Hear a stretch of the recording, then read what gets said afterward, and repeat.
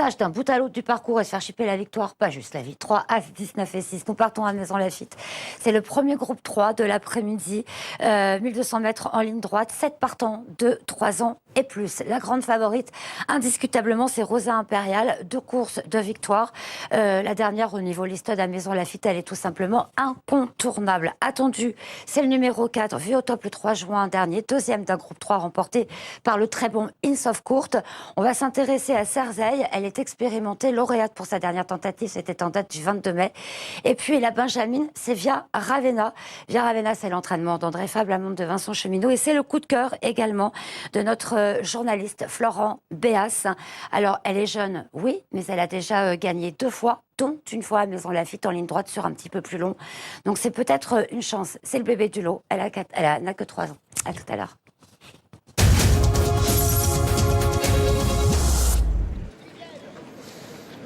Et oui, mais l'an dernier, eh bien, ce prix de riche Orangis avait été remporté par une pouliche de 3 ans. C'était Damila pour l'entraînement d'Henri-Alex Pantal. D'ailleurs, Henri-Alex Pantal, qui est le double tenant du titre, puisqu'il y a 2 ans, il avait triomphé grâce à Sonsesio, que l'on retrouve ici à l'image. Sonsesio qui porte le numéro 2 et qui va tenter d'amener une 3e victoire donc consécutive à Henri-Alex Pantal. Alors, on vient de voir Sonsesio. Nous sommes à présent sur la favorite, le numéro 6, Rosa Impériale. C'est un sans faute jusqu'à maintenant pour cette représentante d'André Fabre qui défend la Casaque Godolphin. Je propose d'ailleurs de la retrouver à l'occasion de son plus récent succès dans une listed. Après avoir fait des débuts victorieux à Fontainebleau face à des chevaux expérimentés et de bon niveau, puisqu'elle dominait Immediate ou encore Shot in the Dark le jour de ses débuts, eh bien elle a confirmé en remportant le prix Hampton. Ce jour-là, elle va encore montrer eh bien, quelque chose de très bien. C'était sur plus court, c'était sur 1000 mètres. Elle avait longtemps été pointée à l'arrière-garde avant de finir fort. Elle devrait être mieux aujourd'hui sur 1200 mètres. 200 mètres supplémentaires seront certainement un plus pour elle.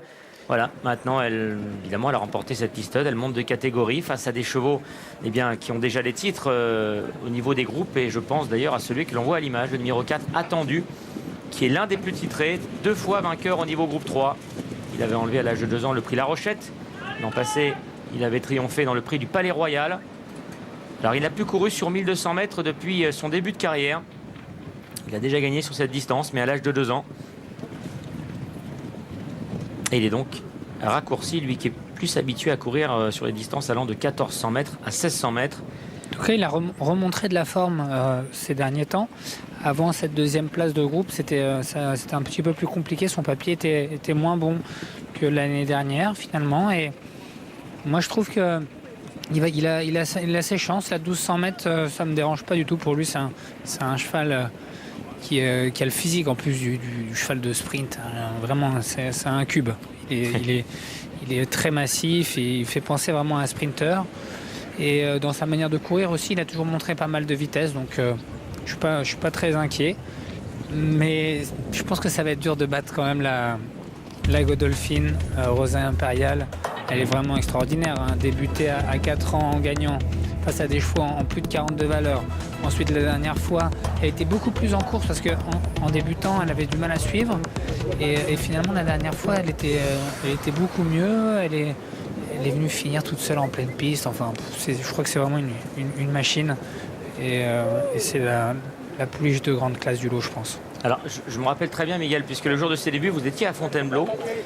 Vous n'y croyez pas trop, aussi. Mais par contre, vous aviez dit que si elle gagnait cette épreuve, elle valait certainement une listed, ce qui s'est confirmé par la suite, puisqu'elle a enlevé sa listed, le prix Hampton. Certainement une pouliche, effectivement, qui sort de l'ordinaire. Oui, en plus, quand André Fabre décide de la garder à l'entraînement, après sa saison de 3 ans sans qu'elle puisse courir, elle a sans doute eu énormément de problèmes. C'est quand même très bon signe, quoi. Ouais. C'est qu'elle va très vite, tout simplement. Hein. Et après, on va voir comment. Je trouve que par rapport à la liste de la dernière fois, le lot n'est pas forcément sensationnel. Il n'y a pas beaucoup de différence et je peux comprendre qu'elle soit favorite. Moi, j'aime beaucoup tout simplement le Sensesio. J'aime bien sa dernière course face à des chevaux de très bonne qualité. Il s'est encore bien comporté. Et ensuite, voilà, le 2 et le 6. Avec Attendu, peut-être pour une 3e place. Ouais, Sensesio qui avait enlevé ce prix de Rice Orangis en 2015. Bon, 2 sorties cette année. Alors on l'a vu dans le prix de Saint-Georges, se classer 4e à Deauville, un groupe 3. Et puis une 5e place en dernier lieu dans le prix du Gros Chêne. Pour moi, le prix du Gros Chêne était supérieur, d'une valeur plus élevée. Après, j'enlève peut-être Rosa Impériale qui est peut-être une future grande. Mais je trouve que le lot était un petit peu plus fourni avec le cheval de Fabrice Chappé donc, qui vient de courir à Ascot, dont j'ai perdu le nom. Finsbury Square. Exactement. C'est autre chose quand même, Oui, absolument. Square que ce qu'il y a là. Hein. Mais enfin, là il y a Rosa Impériale dont les limites sont finalement encore inconnues. Il y a Via Ravenna, attention à elle parce qu'elle avait quand même bien remporté le prix Imprudence sur cette ligne droite le 10 avril. Ensuite, elle n'a pas été ridicule dans la poule d'essai des pouliches. Hein. Elle se classait 7e, finalement pas très loin. Donc attention à elle, c'est l'autre concurrente présentée par André Fabre. Alors voici le palmarès de ce prix de Ris-Orangis pour vous apprendre qu'Henri Alexpantal est donc le double tenant du titre. On retrouve ensuite André Fabre à 2 reprises également au palmarès durant ces dernières années, en 2011 et en 2012. À chaque fois d'ailleurs pour la Casa Godolphin, Time Prisoner et Lockwood. Voilà, San Sergio que l'on retrouve donc lauréat il y a 2 ans, qui va tenter donc de récupérer son titre. Mais ce sera peut-être compliqué. Alors on n'a pas encore parlé du numéro 3, Rangali, qui n'est pas entraîné par Henri Alexpantal, mais qui défend sa casaque. Alors on a du mal actuellement à le cerner, c'est vrai. Il a été d'ailleurs dominé par Son Cesio le 13 mai dans le prix de Saint-Georges. C'est un concurrent pourtant qui était l'un des meilleurs sprinteurs, 2e de l'abbaye en 2015. Il avait également remporté en 2014 le prix du Gros Chêne. Énormément de rythme. Je ne sais pas si elle a ce rythme, cette Via Ravenna. Elle est très compliquée à juger. Départ imminent.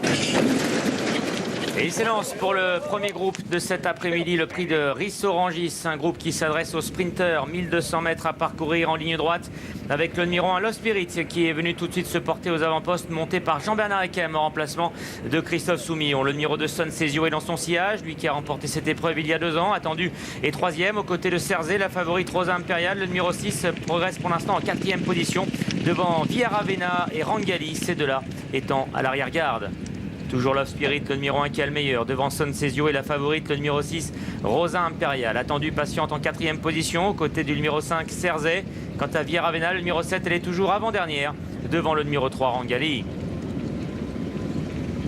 Accélération de l'animateur, le numéro 1, Love Spirit, qui a toujours le meilleur, mais Son Cesio, le numéro 2, vient facilement maintenant l'attaquer avec Rosa Impériale, le numéro 6 qui est toujours en 3e position, attendu, qui cherche l'ouverture devant Via Ravenna. À l'extérieur, il y a Cerzé. Rangali semble battu. Son Cesio, le numéro 2, qui a pris l'avantage devant Rosa Impériale, la favorite maintenant qui accélère et qui le déborde. Rosa Impériale, le numéro 6, qui va demeurer invaincu pour sa 3e tentative. 2e place pour le 2, Son Cesio, devant le 4 attendu et le 7, Via Ravenna. 6, 2 et 4. Magnifique encore, Rosa Impériale. Elle a réussi à battre quand même un Rangali qui est un cheval très très dur. Elle montre encore vraiment énormément de... Elle est époustouflante tout simplement. Elle suivait plus facilement la course là sur 1200 mètres que sur 1000 mètres. Oui. Elle a été dure jusqu'au bout. Enfin, elle est vraiment toute bonne. Là, on se demande encore où est-ce qu'elle va pouvoir s'arrêter. Effectivement, cette Rosa Impériale, ses limites sont inconnues. Mais voilà, son entourage remonte les échelons un à un. Après avoir triomphé face à des chevaux de très bon niveau et expérimentés. Elle avait enlevé sa listole. La voilà maintenant vainqueur au niveau groupe 3. Et vous l'avez dit, face à un vieux cuir, un Son Cesio qui avait enlevé cette épreuve il y a 2 ans, qui est l'un des bons sprinteurs français. Il est âgé de 6 ans à présent. Il est très dur et... Elle est venue bien lui prendre le meilleur assez facilement dans les derniers mètres de course. Via Ravenna, finalement, un petit peu de prise de vitesse tout du long. Et finalement, j'ai mon petit trio, moi. Bon, c'était pas le trio le plus difficile de la journée, mais je l'ai. Bravo Miguel. Et à tout à l'heure, Laure, pour notre 3e rendez-vous. On reviendra cette fois-ci dans la catégorie handicap. Tout à fait, avec un handicap divisé. Ce sera d'ailleurs la 2e épreuve. Et si Miguel pouvait être aussi en forme tout au long de l'après-midi, ça nous arrangerait. Prochain rendez-vous sur 2000 mètres. C'est ce qu'on avait de plus long pour l'instant. Tom qui reste sur 2 victoires à Maison Lafitte, qui est le favori. Le numéro 5, Spotify, pour l'instant, reste sur sa 4e place dans la poule d'essai. Voilà, ces deux-là jouent à cache-cache depuis ce matin au niveau des cotes. Et puis Negev, qui en mars a couru de première à Bordeaux. Negev qui semble être un petit peu plus canalisé en compétition et qu'on a hâte de retrouver. C'est Jean-Bernard Ekem qui lui sera associé.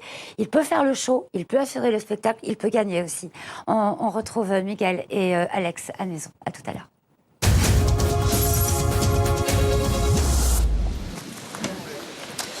Oui, le prix Daphnis édition 2017, un lot dans lequel il n'y a pas la quantité, mais il y a assurément la qualité, avec, vous l'avez dit, la présence de ce qui semble être l'attraction. En tout cas, c'est comme ça que je le pense, hein, la présence de ce poulain qui est ici à l'image, le numéro 4 Negev, hein, qui a été touché par le virus qui a sévi, nous le disions tout à l'heure, dans une partie des box de Jean-Claude Rouget à Pau. On ne l'a pas revu du coup en compétition depuis le 31 mars, jour où il s'imposait sur l'hippodrome de Bordeaux pour sa rentrée. C'est un poulain qui l'an passé avait remporté le prix de Crève-Cœur avant d'être rétrogradé. Puisqu'il avait gêné Akihiro, qui lui-même est un bon poulain. Sans cela, il aurait triomphé facilement. Ensuite de cela, il a gagné du minimum face à Manaïr, alors qu'il s'est avéré être un bon poulain. Mais c'est imposé du minimum, pourquoi? Parce qu'il a des problèmes de direction, hein. Il penche énormément à droite, ce Negev, mais il a un moteur, un énorme moteur, hein, vraiment un potentiel énorme. On se demande d'ailleurs où est-ce qu'il va s'arrêter. Sachez que il était l'un des espoirs classiques de ce début de saison de l'écurie Rouget. Malheureusement, voilà, en raison de ce virus, il n'a pas pu exploiter ce potentiel. Mais ça n'est peut-être que partie remise. Alors, il y a face à lui, parce que ce n'est pas le favori, hein, il est à 3,10 € ce Negev, on retrouve notamment le 5 Spotify, le préféré du plus grand nombre à 2,60 €. Un poulain présenté par Christophe Ferland, qui défend la casaque Vertemer. 4e récemment de la poule d'essai. Alors c'est vrai, à nette distance des deux premiers, Bramto et le Brivido, qui s'étaient livrés un superbe duel, mais devant un certain Order of the Gartner, dont la ligne est quand même très bonne. Avant cela, il avait une nouvelle fois été dominé par Bramto dans le prix de Fontainebleau.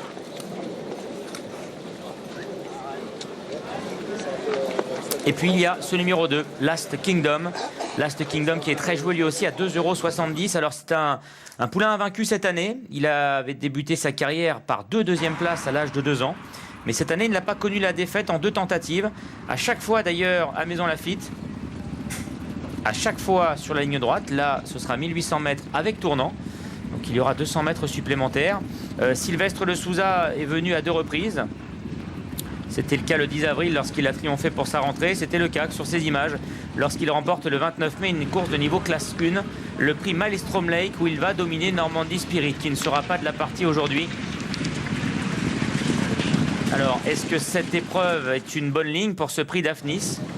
Pas sûr, même si évidemment ce poulain a montré beaucoup de qualité. Aujourd'hui, il va affronter quand même un lot nettement plus relevé et sur un parcours qui est différent. Le numéro 5 Spotify a l'air en super bêta. Nous allons tout de suite en parler avec son entraîneur, Christophe Ferland. Oui, vous avez raison, il est en très bel état. Le numéro 5 Spotify. Après sa 4e place dans la poule, vous choisissez de venir sur ce groupe 3. Pourquoi, tout simplement? Un peu le rallongement de la distance, un peu progressif. Je suis pratiquement sûr qu'il va tenir. Mais pas y aller trop haut d'un coup. Il tiendra certainement pas 2004, mais je pense qu'il va tenir 2000. Donc je pense qu'aujourd'hui... c'est un groupe 3 d'un niveau correct, mais avec faible partant. Il va y avoir un peu de rythme. Je pense que c'est la bonne occasion. C'est un cheval en tout cas qui donne envie sur le papier. Comment il a vécu sa 4e place de poule essai? Il est monté sur sa course, il est resté un petit peu comme avant? Ouais, il a pris, c'est des courses dures, donc on a pris le temps de bien le laisser récupérer. Mais le cheval est vraiment très bien, je le trouve magnifique et presque plus beau qu'avant la poule, un peu moins fit. Les poules d'essai, souvent les entraîneurs, moi y compris, hein, on a tendance à gratter un petit peu et puis on les a un peu fit. Mais j'étais assez ravi de sa 4e place. Le cheval a été dur jusqu'au poteau et ça reste un bon cheval. Merci beaucoup. Et oui, c'est toujours le favori à 2,30 € ce Spotify. 2 victoires depuis le début de sa carrière. Et donc des références au niveau groupe, hein. 3e du prix de Fontainebleau, 4e de la poule d'essai des poulains. On va suivre son entrée en piste, associé à Maxime Guillon bien évidemment, premier jockey de cette casaque Vertemer. Alors le dernier dont nous n'avons pas encore parlé, c'est le 3 Rock Angel, un Rock Angel qui est issu des gros handicaps. Il en a remporté 2 en début de saison, l'un sur le sable de Chantilly, l'autre en terrain très souple à Saint-Cloud. Et il vient de se montrer quand même assez étonnant, je trouve, en étant 3e du prix Paul de Moussac, une excellente tentative. Alors aujourd'hui, c'est un groupe 3 encore une fois, mais un groupe 3, je pense, d'un niveau encore supérieur. Même si c'est l'invaincu 13 Fluor qui s'imposait ce jour-là, sa rentrée à Bordeaux, où il avait à nouveau penché sur la droite, mais pas autant qu'à Deauville, à l'âge de ses 2 ans. Mais j'ai rencontré Jean-Claude Rouget il y a 2 semaines sur l'hipporome de Compiègne et il me confiait qu'évidemment, ils avaient essayé de régler ça le matin. C'était pas totalement réglé.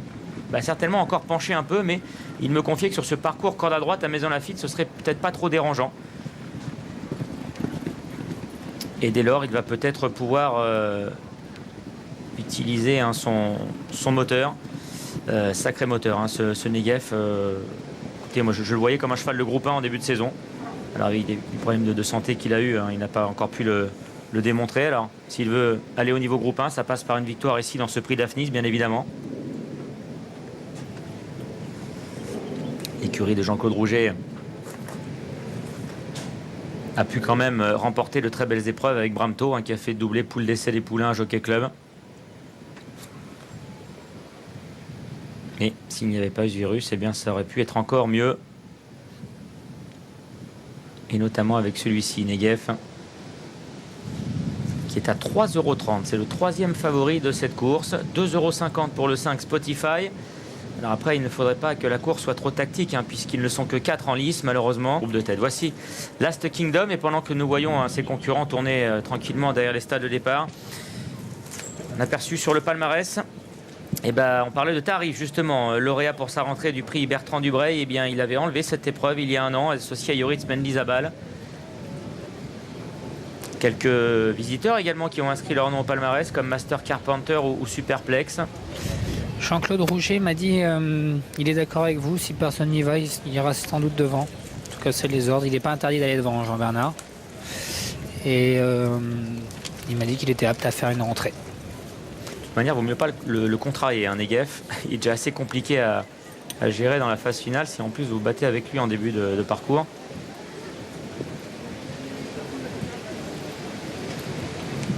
Allez, ils entrent dans les stalles. Last Kingdom a vaincu cette année.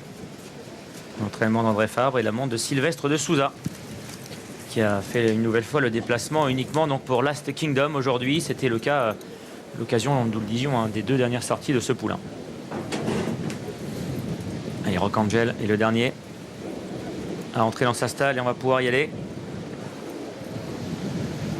Il s'élance pour la 5e, le 2e groupe de cette réunion, c'est le prix Daphnis. Il s'agit d'une course de niveau groupe 3, donc pour des 3 ans, 1800 mètres à parcourir sans le numéro 1 Normandy Spirit, déclaré non partant. Et c'est le rentrant Negev, le numéro 4, qui prend la direction des opérations, monté par Jean-Bernard Ekem. En 2e position, galope le numéro 2 Last Kingdom, devant le favori, le numéro 5 Spotify, qui est donc 3e, devant le numéro 3 Rock Angel, monté par Tony Picon, qui patiente à l'arrière-garde. Negev, le numéro 4, qui a toujours le meilleur. Devant le 2, Last Kingdom, un peloton qui progresse en file indienne. Le favori Spotify, le numéro 5, est toujours 3e. Devant le 3, Rock Angel.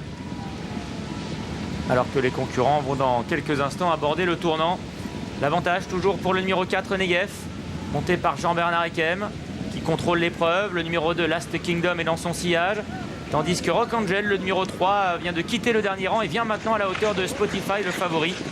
Il se rapproche même en 3e position. Le tournant final, avec toujours l'avantage pour le numéro 4 Negev. À une longueur derrière lui se trouve le numéro 2 Last Kingdom, devant le 3 Rock Angel et le favori le numéro 5 Spotify. Dernière ligne droite, Negev qui vient chercher l'appui de la lice, qui a toujours le meilleur et qui attend les attaques. Last Kingdom, le numéro 2 maintenant qui vient à sa hauteur. Spotify qui est lancé à l'intérieur, tandis que Rock Angel, le numéro 3, tente également de venir à la hauteur des premiers. Et le sprint qui est maintenant lancé avec Negev, le numéro 4, qui réagit à l'attaque de Spotify à son intérieur et à son extérieur du numéro 2 Last Kingdom. Un match à 3 maintenant qui s'engage. Negev au centre, Spotify qui vient côté corde avec Last Kingdom également, le numéro 2 qui est à l'extérieur. Last Kingdom, le numéro 2 qui semble prendre le meilleur maintenant sur Spotify et sur Negev. Last Kingdom, le numéro 2 Spotify pour la victoire. Le numéro 2 Last Kingdom qui a pris l'avantage et qui va remporter ce prix Daphnis. 2e place pour le 5 Spotify aux dépens du 4 Negev et du 3 Rock Angel. 2, 5, 4 et 3 pour le prix Daphnis 2017. C'est Last Kingdom qui s'est bien ressaisi. Il a eu un moment dur en début de ligne droite et il est venu gagner. Sans doute un cheval de grande qualité pour pouvoir réaccélérer comme ça et s'imposer face au quatrième de la poule qui se comporte très bien, qui a eu un bon parcours. Ça s'est ouvert en dedans. Et Maxime Guyon en a profité avec Spotify. Numéro 5 qui prend la deuxième place. Et il reste invaincu, ce Last Kingdom. Écoutez, il gravit ici un nouvel échelon. Il passe d'une classe 1 à un groupe 3. Il est invaincu cette année. Ouais, exactement. Il est resté sur de deuxième place à 2 ans. Mais je ne m'attendais pas. Parce qu'il a beaucoup couru à Maison Lafitte. Enfin, sur la ligne droite, des courses, c'est vrai, où il faut être assez dur finalement. Et je ne l'attendais pas à ce niveau, tout à fait, franchement. Non, bah écoutez, moi non plus. Je m'attendais plutôt à une victoire, soit pour Negev, soit pour Spotify. Negev qui n'a pas eu de problème là de comportement dans la ligne droite, mais qui a un petit peu coincé pour finir. On ne va pas le condamner, hein, évidemment. On sait qu'il a été malade, comme beaucoup d'autres pensionnaires de Jean-Claude Rouget. Mais voilà, ça va peut-être prendre un petit peu plus de temps que prévu. La victoire pour Last Kingdom, encore une victoire pour André Fabre dans un groupe avec un 3 ans. À tout à l'heure. À tout à l'heure, Alex. Et on se retrouve pour la 6e. Ce sera un pic 5, le prix de la forêt de Marly, pendant que nous revoyons cette arrivée de 5, 4 et 3, arrivée donc provisoire de ce groupe 3. La Capelle nous a